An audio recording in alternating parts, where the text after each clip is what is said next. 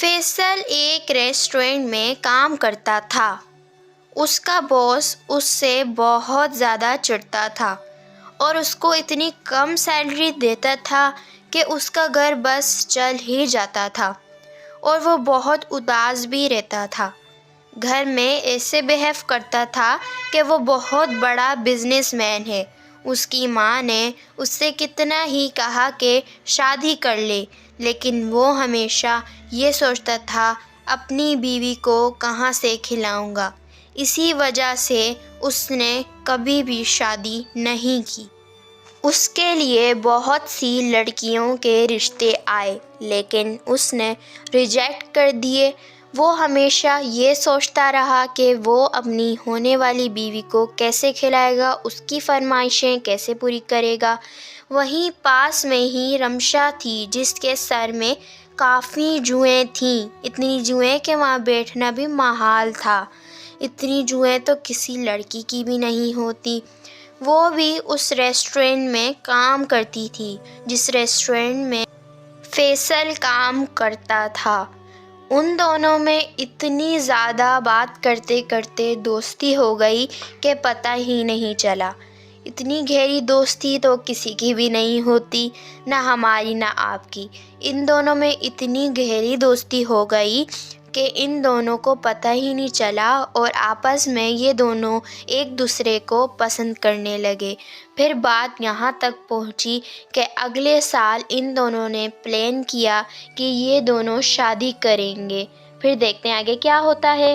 Faisal, I hope तुम मुझे भी पसंद करते होगे, मैं भी तुम्हें पसंद करती हूँ। क्या तुम मुझसे शादी करोगे? हाँ रमशा, मैं भी तुम्हें बहुत ज़्यादा पसंद करता हूँ। मैं चाहता हूँ कि तुम मेरी बीवी बनो। क्या तुम भी मुझसे शादी करोगी?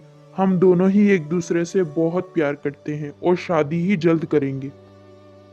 फिर जैसा होता है, अगले दिन वो दोनों एक दूसरे से शादी कर लेते हैं और उनकी बड़ी धूमधाम से शादी हो जाती है। बहू, मुझे उम्मीद है कि तू मेरी बातों का बुरा नहीं मानेगी, लेकिन हमारे घर रिवाज है कि नई नवेली दुल्हन पहली रात अपनी सास के साथ ही सोती है। फिर बहू मान जाती है और क्या, फिर वो दोनों सो जाते हैं।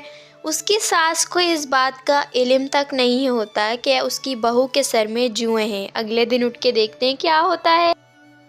बस जैसा ही आपसे कहा था कि सास अगले दिन उठकर बहुत ही ज़्यादा अपने सर में ख़ारिश करने लगती है और चीख चीख कर बहू को बुलाने लगती है। अरे अम्मा, बहू, मुझे बहुत ही ज्यादा खारिश हो रही है। इधर आके देख, मेरे सर में इतनी खारिश क्यों हो रही है? जब बहू आके देखती है तो उसके सर में एक भी जू नहीं होती है और वो खुशी से उछल रही होती है और वह अपनी माँ जी से कहती है, माँ जी, आपको पता है मेरे सर में जुएं नहीं रही और मैं इतना ज़्यादा खुश हूँ कि मैं आपको क्या ही बताऊँ। जब से मैं पैदा हुई थी मेरे सर में बहुत ज़्यादा जुएं थी और मैं चैन से सांस लेने की तवक्को करती रही, लेकिन आज वो मुझे चैन की सांस मिली। लेकिन आप बताएं, आप इतनी खारिश क्यों कर रही थी और आप इतना क्यों चिल्लाई थी? सुबह सुबह सब सो रहे हो। बहू, मेरे सर में इतनी जुएं कहाँ से आ गई, पता ही नहीं चला मुझे। आज उसके ससुराल में बहू का पहला दिन होता है और सास के सर में जुएं आ बैठनी हैं।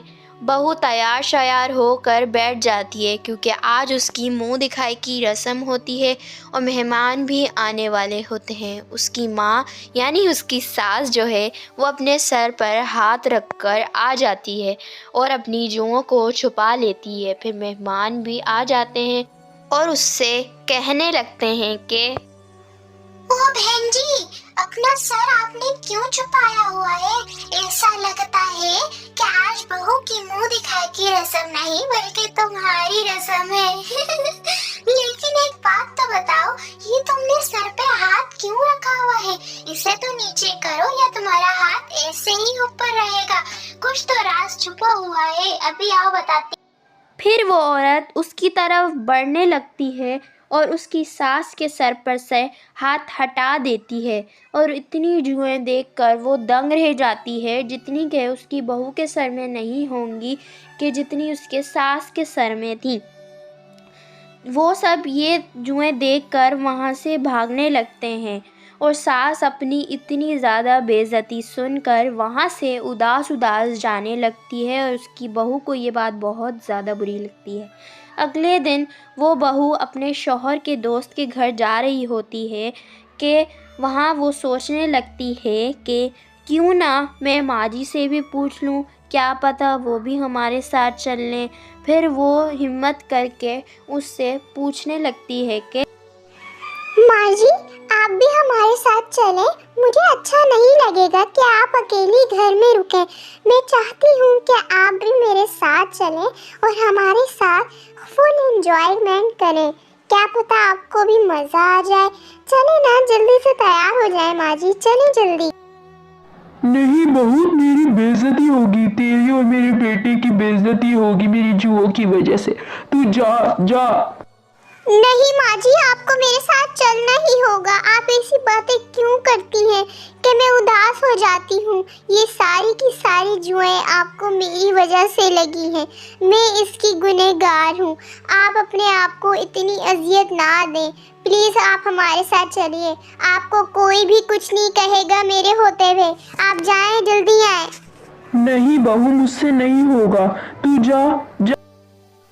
नहीं माँ जी, मैं आपको लिए बगैर नहीं जाऊंगी। आपको चलना ही होगा, नहीं तो मैं नहीं जाऊंगी। चलिए जल्दी तैयार। जिसके बाद सासू माँ मान जाती है और वो लोग पार्टी में चले जाते हैं।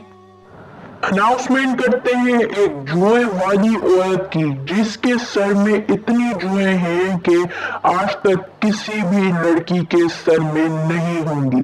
उसने सारी जुआ वाली लड़कियों और बुड्ढियों को पीछे छोड़ दिया है और आज ही हम उस औरत को बुलाने जा रहे हैं जिसके सर में हजारों लाखों से भी ज्यादा जुए हैं। वो ऐसी जुओं वाली औरत है जिसके सर में काफी स्मेल होती है। इतनी जुए वाली औरतें ना मैंने देखी थी ना सुनी थी। तो बुलाया जाए उस औरत को। तुम्हें शर्म नहीं आती? तुमने मेरी माँ को ऐसा बोला। तुम्हें पता भी है ये कौन है? ये मेरी माँ है। अगर तुम्हारी माँ के साथ ऐसा हुआ होता और मैंने उनको कुछ बोला होता तो तुम बर्दाश्त करते? जरा मुझे बताओ, तुम बर्दाश्त करते? चलो रमशा, माँ को लेकर यहाँ से चलो। 1 मिनट भी हम इस पार्टी में नहीं रुकेंगे। जहाँ मेरी माँ की इज्जत ना हो वहां मैं रुकने का तसव्वुर भी नहीं कर सकता। फिर वो गुस्से में अपनी सासू माँ का हाथ पकड़कर वहाँ से ले जाती है और ऐसे लोगों की पार्टी में कभी भी नहीं आती।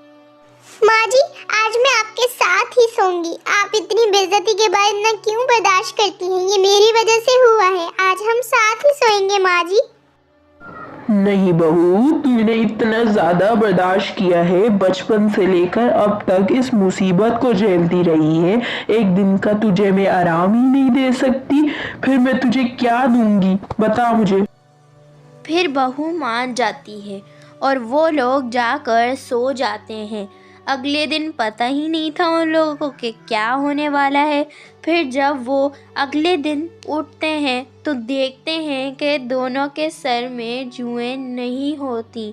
ये देखकर वो दोनों की दोनों हैरान रह जाती हैं। बहू को तो यकीन ही नहीं आता कि उसके साथ क्या हो रहा है।